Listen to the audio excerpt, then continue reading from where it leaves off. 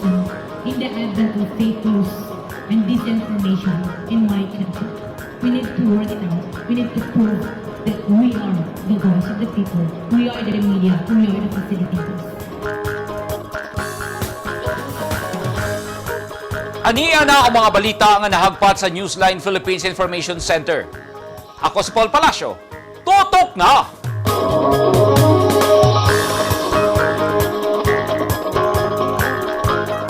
Sa mga headlines, empleyado o mga tao sa sangguniang panlungsod building sa Davao City, gibulabog og bomb scare.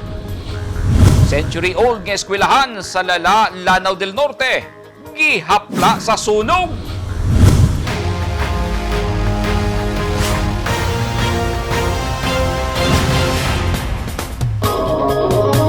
Sa detalye sa itong mga balita, nabulabog ang mga tao gawa sa sangguniang panlungsod building sa Davao City dihang nadiskubrihan ang tulo ka mga plastic bags nga naalaang naay bomba. Girespondihan dayon kini sa mga otoridad kauban ang bomb sniffing dog. Ani ang report ni Eugene Hinutan. Daling miresponde ang mga sakop sa Davao City Police Office Explosive Ordnance Disposal Technicians human makadawat og report nga dunay bag nga gibilin duol sa entrance sa sangguniang panlunsod building sa San Pedro Street, Davao City, pasado alas 9 kaganyang buntag Agosto 31. Kipaigmat dayon ng mga tawag mga empleyado nga naa sa lugar ug gikordon ang palibot pagsiguro nga luwas ang kadaghanan. Gihiling dayon sa mga otoridad ang kadudahang butang nga gituohang dunay sulod nga bomba. Human ang pipila ka minuto nga pagsusi na sayran nga mga sanina ug uban pang gamit ang sulod sa bag. Subay sa report sa DCPO, tulo ka mga dagkong plastic bags ang gibilin sa entrance sa SP building. Usa ka Wilfredo Gucutano, 38 anyos nga miyembro sa LGBT ug residente sa Ponciano Street ning syudad ang mi-claim nga iyaha ang nahabilin nga bag nga nakahatag og kakuyaw sa mga Davaoenyo. Gidala sa San Pedro Police Station si Gucutano alang sa investigasyon. Tambag sa mga otoridad sa publiko, i-report dayon kanila og galing dunay makita nga kadudahang butang o tao sa palibot aron daling marespondihan sa mga otoridad hilabi na sa susamang insidente. Sanglit buot sa mga otoridad nga makatunan ang ginatawag nga culture of security. Eugene Hinutan, Newsline Philippines, Davao Region, stay safe. Nasunog ang century-old nga eskwelahan sa lungsod sa Lanao del Norte nga hapit usa ka libo ka mga pupil ug estudyante ang apektado hilabi na nga sa miaging semana lang nagsugod ang in-person classes. Ang eskwelahan gitukod sa sentrong bahin sa lungsod aron dili maglisod ang mga bata sa pagtungha nga kabahin na sa ilang kinabuhi. Ani ang report ni Michael Navarro. Naog daw ang 101 ka tuig nga eskwelahan dinhi sa lungsod sa Lala kagabi.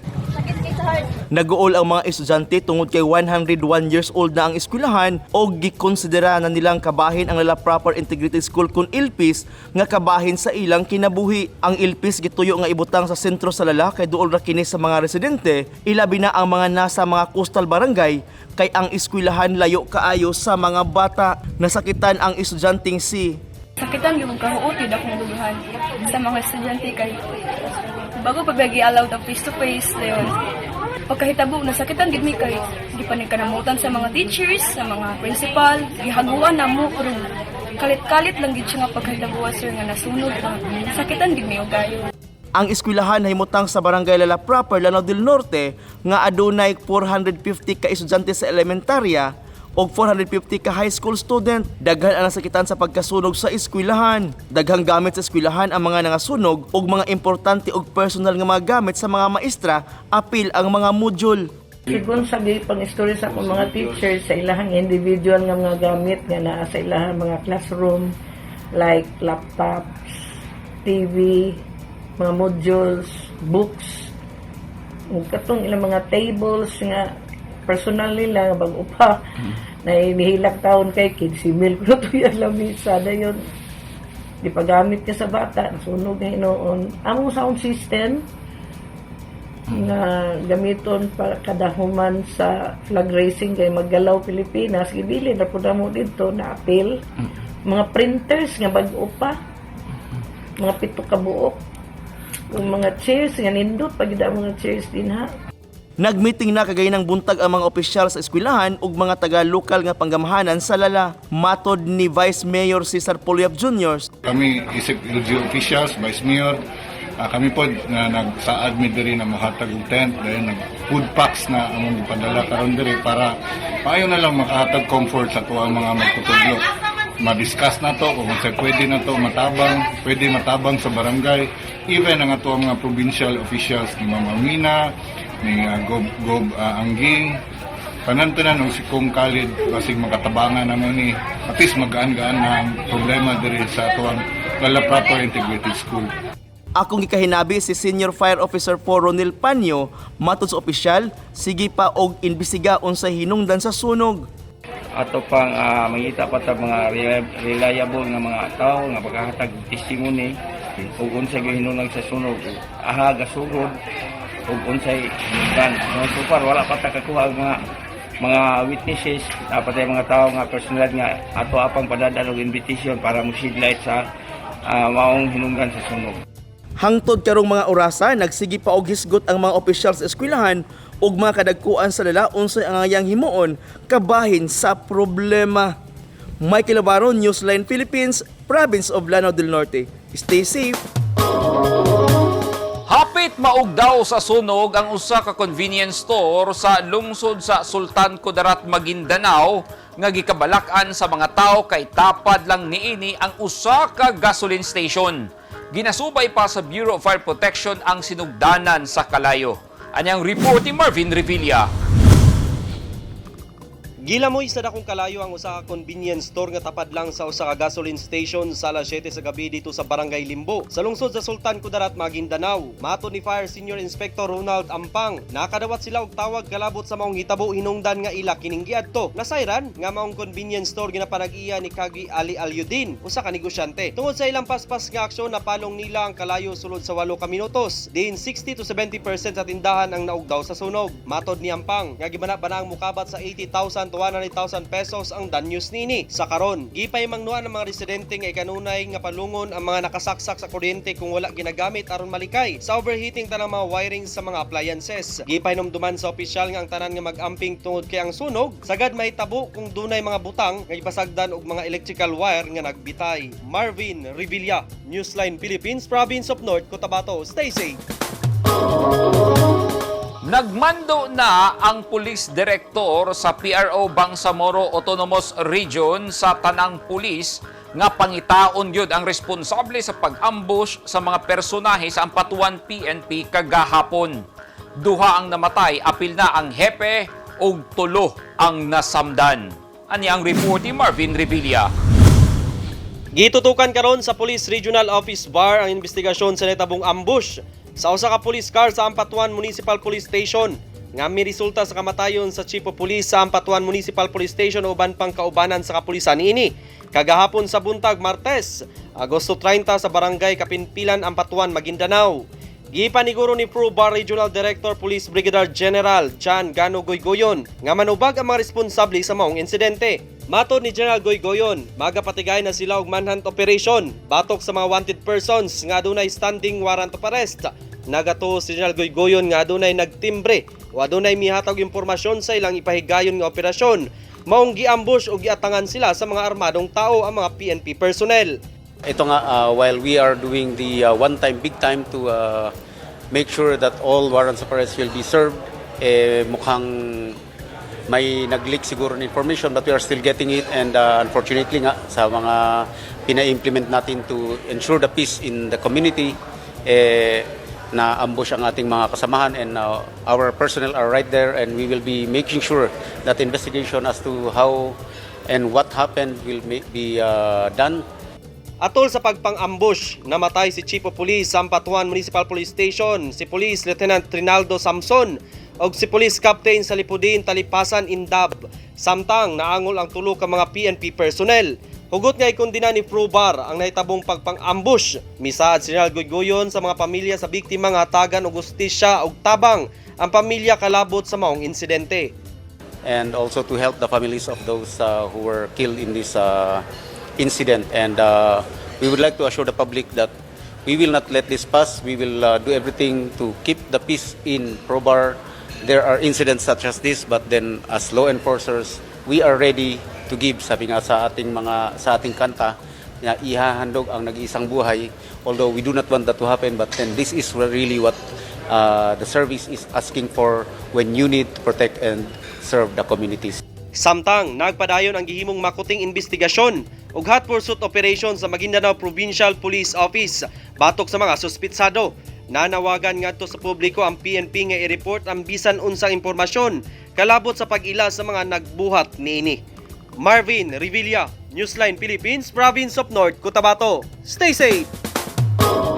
At tangi! Mga residente sa Haji Mutamad Municipality sa Basilan gipaubos sa Sea Guard and Deputization Training.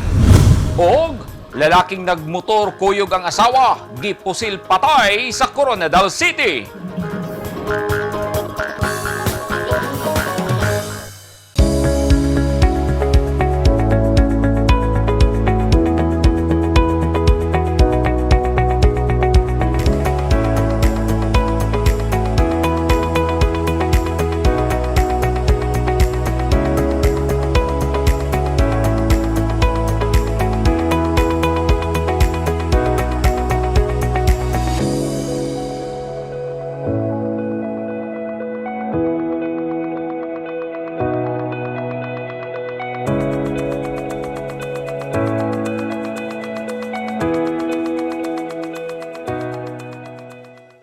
Ang mga taong dunay mga ginahambin nga mga grabing mga balatian o comorbidity, hilabi na ang mga senior citizen, sila ang mas delikado nga maigo sa coronavirus disease COVID-19. Busa dubling pag-amping ang himuon og tambali ang mga ginahambin nga mga sakit. Ang pagtumar sa Bilonga Gold Herbal Capsule is a food supplement makatabang aron mapunggan nga musamot ang mga balatian. Turmeric uluyang dilaw ang nagunang sagol sa Bilonga Gold. Gisagulan og sodium ascorbate o vitamin C aron mas mulig-on ang immune system. Ang Bilonga Gold Herbal Capsule mapalit sa mga butika.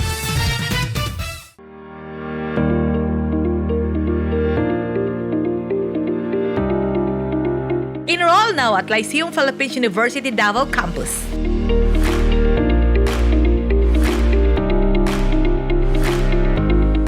Courses offered: College of Health and Sciences, BS Medical Technology, BS Pharmacy, College of Business and Accountancy, BS Accountancy, BS Administration, BS Management Accounting, BS Customs Administration, Bachelor of Arts and Sciences, Bachelor of Multimedia Arts, Bachelor of Forensic Science, College of International Tourism and Hospitality Management, BS Hospitality Management, BS Tourism Management. They also offer Junior College and the following courses: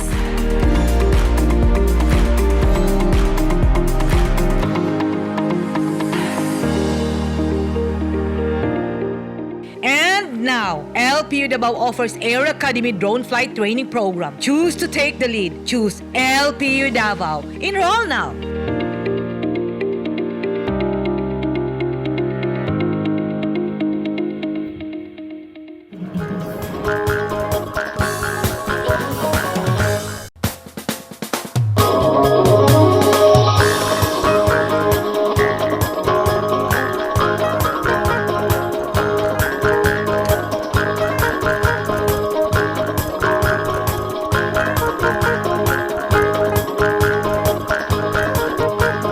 This portion is brought to you by Toyota. This portion is brought to you by Rizal Memorial Colleges. This portion is brought to you by Davao Light and Power Company. Gipusil patay ang usa ka lalaki nga nagsakay og motorsiklo sa National Highway sa Coronadal City kagabi. Ang biktima gikan nagsundo sa asawa ug gipusil sa armadong nakamotorsiklo. Ani ang report ni Marvin Revilla. Gipusil patay ang usa ka motorista kagabi sa National Highway sa Purok Kauswagan sa Barangay Sarabia, Coronadal City. Giila sa kapulisan ang biktima nga si Arnold Bacason, 47 anyos, adunay 3 ka anak ug residente sa Purok Pag-asa, Barangay Carpenter Hill, Coronadal City. Gisundo sa biktima ang iyang asawa gikan sa iyang ginatrabahuan ug sa diyang pauli na sila sakay sa ilang motor. Kalit kining gipusil sa wala mailhing armado nga nakasakay usab og motor. Padayon pang ginaimbestigahan karon sa Coronadal PNP ang kaso aron masuta ang motibo ug mailhan ang mga suspitsado. Marvin Revilla, Newsline Philippines, Province of North Cotabato. Stay safe! Nabalaka karon ang mga residente sa Tipo-Tipo Basilan sa nahitabong pinusilay tali sa usa ka miyembro sa MNLF o usa ka miyembro sa MILF kay giingong naglinabanay na ang mga miyembro sa grupo hilabi na nga adunay namatay. Nanukad ang away dihang gikumpiska sa miyembro sa MILF ang illegal nga droga sa usa ka miyembro sa MNLF o gi-turn over ngadto sa kapulisan. Ani ang reporting Grace Alcunaba. Nagsangka ang usa ka miyembro sa Moro National Liberation Front o MNLF batok sa usa ka miyembro sa Moro Islamic Liberation Front o MILF didto sa barangay Parangbasak, lungsod sa Tipo-Tipo, dinhi sa probinsya sa Basilan kagahapon sa buntag. Ang away tali sa miyembro sa MNLF o MILF misangpot sa kahadlok sa mga residente tungod kay naglabanay na ang ilang mga grupo. Ang panag-away sa duha misangpot sa kamatayon ni Shen Dukul, 21 anyos ug usa ka miyembro sa MNLF. Nasuta sa kasundaluhan ug kapulisan nga ang nipusil patay kang Dukul, usa ka miyembro sa MILF nga wala pa mailhi hangtod karong panahona. Ang duha ka nag-away mga miyembro sa MNLF ubos ni Rajan Abdurrahman ug sa MILF nga miyembro sa Usog Ugo. Apan sumala ni Haji Samad Atain Ahadin, ang miyembro sa Moro Islamic Liberation Front Coordinating Committee on the Cessation of Hostilities o MILF-CCCH sa Basilan. Ang kaso sa duha walay kalambigitan sa tibuok organisasyon. Tungod sa insidente sa Bakod Tipo-Tipo, daling gisuspenso ang klase sa duha ka eskwelahan sa Parangbasak ug gipapauli gilayon ang mga estudyante. Matud ni Samad, ang kagubot nag-ugat ni adtong Agosto 28, 2022 sa dihang gikumpiska sa mga miyembro sa MILF ang illegal nga droga ug armas gikan sa kamot ni Ray Disala nga usa ka miyembro sa MNLF. Ang mga nakumpiskang droga ug armas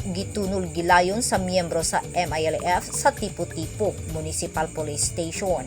Matud ni Samad, walay laing motibo ang MILF sa dihang ilang gikumpiska ang illegal nga droga ug armas tungod kay nagsuporta lang kini sa programa sa gobyerno batok sa illegal nga droga nga nakasulod sa ilang area of responsibility. Human madawat sa militar ang taho mahitungod sa panghitabo, dayon kini nagpadala og usa ka platoon nga gipangunahan ni First Lieutenant Torres gikan sa 8th Infantry Battalion aron sa paghupay sa nagpadayong panagbangi tali sa duha ka grupo. Miadto usab sa lugar ang mga personahe sa Lamitan City Police Station nga gipangunahan ni Police Lieutenant Colonel Arlan de Lumpinis aron ipaniguro nga luwas ang mga sibilyan. Mipatunga ang barangay kapitan sa Parangbasak ug nakig-alayon kini sa mga lideres sa MNLF ug MILF alang sa malinawon nga panagsabot aron mahunong na ang engkwentro ug mag-istorya na lang ang duha ka grupo ug aron dili na madamay ang mga sibilyan. Grace Alcunaba, Newsline Philippines, Basilan Province. Stay safe. Hapit gatos ka mga residente sa lungsod sa Haji Mutamad, Basilan ang mipailawom sa training sa pagbantay sa kadagatan ug pagpalambo sa agrikultura. Gilauma makatabang og dako sa kalambuan sa probinsya ang nakatunan sa mga residenteng mipailawom sa training. Ani ang reporting Grace Alcunaba. Gipailawom sa usa ka adlaw nga pagbansay ang mga residente gikan sa nagkadaiyang barangay sa lungsod sa Haji Mutamad dinhi sa probinsya sa Basilan. Hapit usa ka gatos ang mitambong sa Seaguard Training and Disposition nga gipangunahan sa Ministry of Fisheries and Agrarian Reform sa Bangsamoro Autonomous Region in Muslim Mindanao. Kuyog ang taga Philippine Coast Guard, PNP, Barma Regional ug Provincial Staff. Tumong sa pagbansay nga mamahimong aktibong tigbantay ang mga residente sa pag-amping sa kadagatan ug mapalawman ang ilang kaalam sa agrikultura ug pagpangisda ug aron makatabang sila sa pagpalambo sa sektor sa agrikultura. Sa iyang mensahe sa mga mitambong gipasalamatan ni Mutamad Municipal Mayor Arsina Kahing Nano ang mga ahensya ug katawhan nga mitambong sa maong training. Daghan sa mga mitambong ni biyahe pa og sobra 3 ka oras sakay sa ilang mga bangka aron lang maabot ang ilang lugar para matabangan ug nagahin sa ilang oras para lang sila matudluan. Lakip usab nga gipasalamatan Ginapasalamatan sa mayora ang mga resource speaker gikan sa Mafar Regional Office sa paghatag kanila og mapuslanong mga tambag ug sa pagpaambit kanila sa ilang kahanas ug kaalam nga magamit gayud pag-ayo sa mga lumulupyo sa Haji Mutamad sa pagpauswag sa ilang pagpanginabuhi. Ang aktibidad kabahin sa pagsaulog sa ika-15 nga anibersaryo gikan sa pagkatukod sa Haji Mutamad Municipality nining probinsya sa Basilan nga gisugdan ni adtong Agosto 22 hangtod kagahapon. Sa paghinumdum sa pagkatukod niini, ang munisipyo sa Mutamad naghimo usab og ika-15 Banog-Banog Festival nga adunay tema Bag-ong Pilas. Pag-ayad sa hula subay sa kasaulugan sa kapistahan. Gawas sa training, naghimo usab sila og laing aktibidad sama sa coastal cleaning og road clearing, mangrove planting og distribution of endpots, medical mission og uban pa sa mga giilang nga beneficiaryo sa gisgutang munisipyo. Dugang ni Mayora Arcina Nano, nagpahigayon usab siya og contest ngadto sa mga anak sa Mutamad. Unya naghatag siya og mga papremyong food packs sa matag bata nga mosalmot human sa maong contest. Ang mga nahisgutang mga kalihukan adunay mahinungdanong epekto sa kinabuhi sa matag tawo sa komunidad ug sa umaabot pa nga henerasyon. Matod sa Mayora, ang pagsaulog usa ka paghandom ug pagdayig sa ilang mga katigulangan. Ang banog mao ang nagsilbing makina sa ilang mga bangka nga ilang ginagamit sa paglayag sa kanhing panahon, hilabi na sa ilang pagpanginabuhi. Nagpahigayon usab og medical mission og libreng tupi sa buhok ug naghatag og mga grocery ang lokal nga panggamhanan. Grace Alcunaba, Newsline Philippines, Basilan Province. Stay safe.